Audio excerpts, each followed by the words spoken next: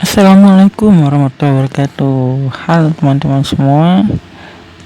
Di sini saya akan menyampaikan suatu diskusi menarik terkait UU Cipta Kerja atau Omnibus Law beberapa waktu lalu, sebulan ini ya, 10 Oktober kalau nggak salah. Dari KJB, Komunitas Jurnalis Berhijab. Silakan disimak di sini. Ini hanya potongannya aja. Dan memang agak terputus-putus karena sinyal jelek. Selamat menyaksikan. Peringatan itu yang Yep. apa?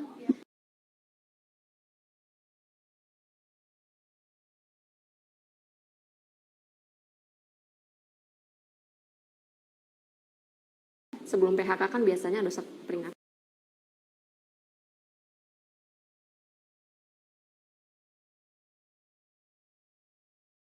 Nih,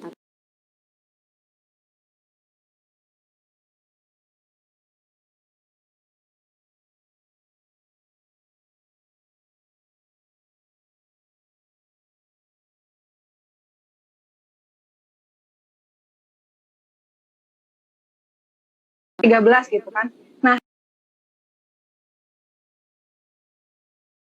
sekarang kalau kita cermati misalnya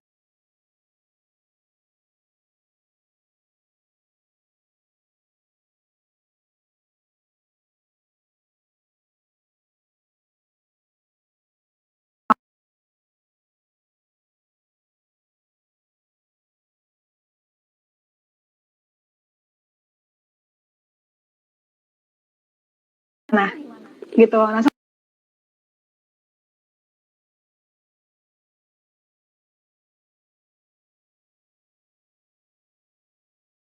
sementara kalau kita lihat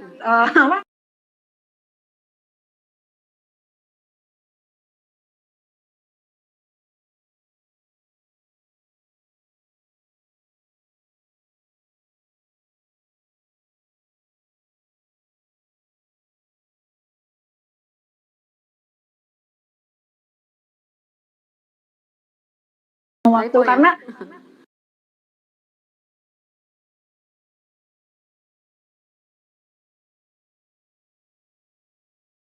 aduh jelek banget sebagai gimana ya gitu, kayak sedih sih aku ngelihatnya. Kayak maksud aku kalaupun mau jadi neolib gitu, jadilah neolib yang pintar gitu. Mau jadi kapitalis, jadilah kapitalis yang pintar. Itu enggak juga gitu. Jadi ngeselin juga sih sebenarnya baca naskah akademiknya itu gitu. Aduh. Oke, ini jadi curhat.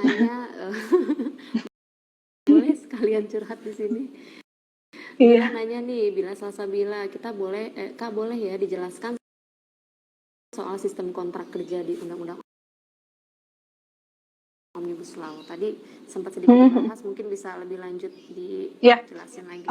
Kalau di sistem kerja yang di Undang-Undang Cipta Kerja Omnibus Law ini ada beberapa ya. Cipta Kerja ini outsourcing kan di mana-mana.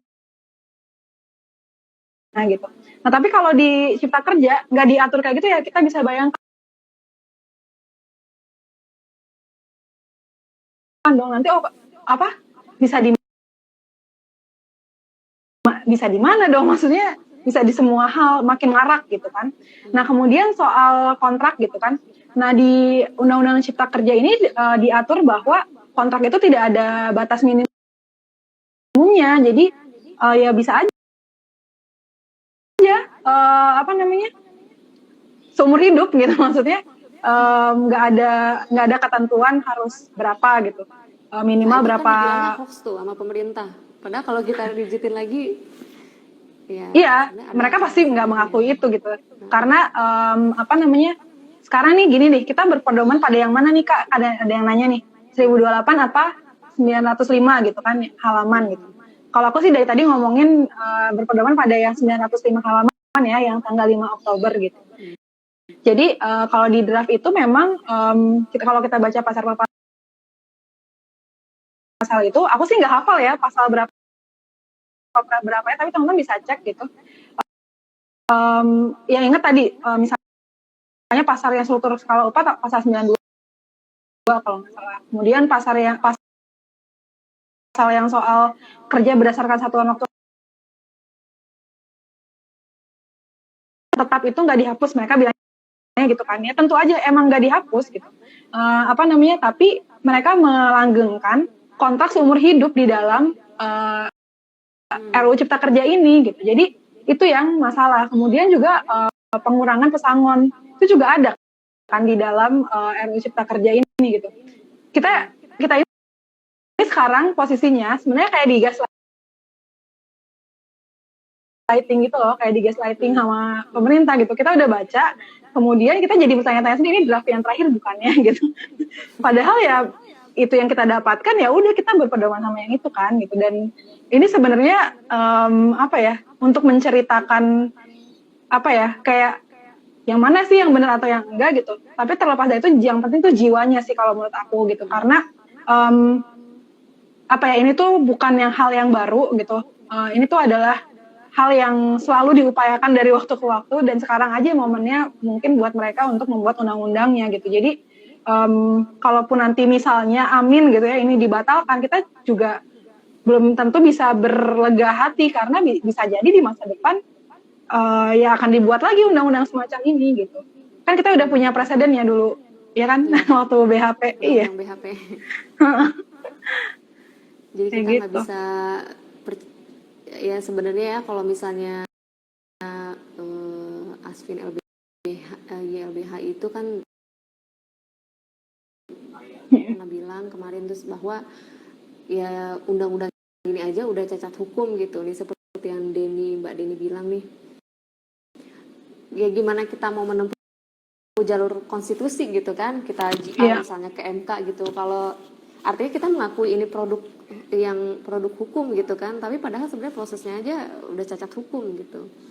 Terus ini yang tadi udah dijawab ya, yang 1028 atau 905.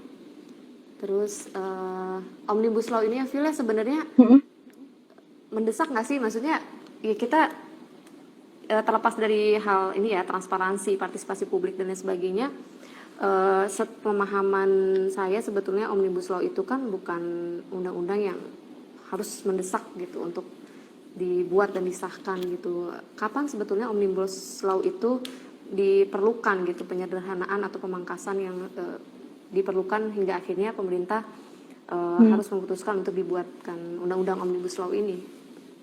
Kalau aku bukan orang hukum ya, bukan pakar yang mengerti banget tentang hukum, tapi secara politik sebenarnya yang dibutuhkan itu adalah undang-undang yang melindungi lingkungan hidup, maksudnya undang-undang yang melindungi kelas pekerja, itu aja gitu.